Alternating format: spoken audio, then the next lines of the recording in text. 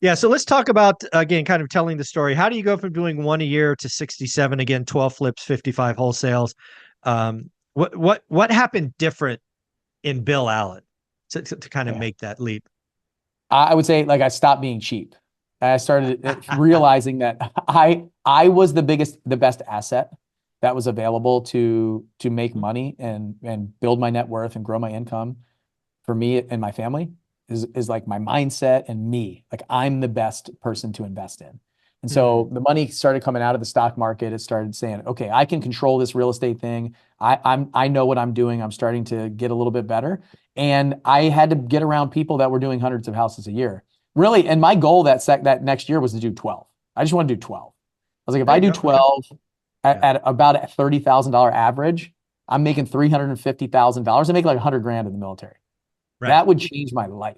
Like making $300,000 a year would change my life. On top of my 100 grand, I still didn't want to fly, retire from the Navy. That was the plan. And so I needed to get around people that were doing the same thing. But like I said, I didn't even buy a book, let alone pay for an event or a course or anything. I was just watching free stuff all the time. And I just didn't know what to listen to. There was so much noise, like even Mhm. less noise than there is now. So as much noise as Yeah. we have, but it was so confusing. Like somebody would Right. tell me to do something, and then somebody else would tell me to do something else, and then somebody else would say to do something else on a podcast or in a book. And I feel like I had all the puzzle pieces. I just couldn't figure out how to put the puzzle together. Yeah. And I just needed a map. And if somebody gave me a map, then I could do it. Like I was confident that I could do it. And so I was listening to this guy. His name was Justin Williams, listening to his podcast. It was called House Flipping HQ at the time. And he had just launched this mastermind group called Seven Figure Flipping, and it was $25,000.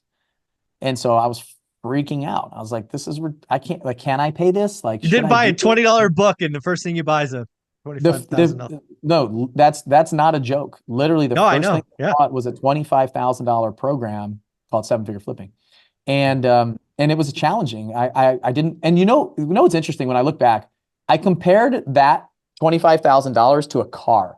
I remember calling my Ah, dad and thinking like, my Acura cost $25,000 yeah. and this thing cost $25,000. Like I could buy a car with this money. So I was Mhm. comparing an investment in myself, which I didn't even understand. I thought it was a cost. I thought it was me spending money to a liability like a vehicle.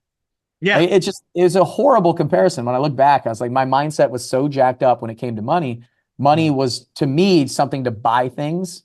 Yeah. And then I would invest in like the stock market. Like I thought the stock market was the place that I put my money or now real estate, not in myself, like never in Right. myself. And Yeah. so, I mean, the government paid $1.6 million dollars. Your tax dollars, thank you very much, paid $1.6 million dollars for me to go to test pilot school. That's just test pilot school. It also paid for Mhm. my grad school, paid for my undergrad school at Georgia Tech. And so probably $2 million dollars in education. I had formal education, Right. but zero in self-education, like investing in myself. And Yeah. so that was the pivot and shift that I had to make in my mind.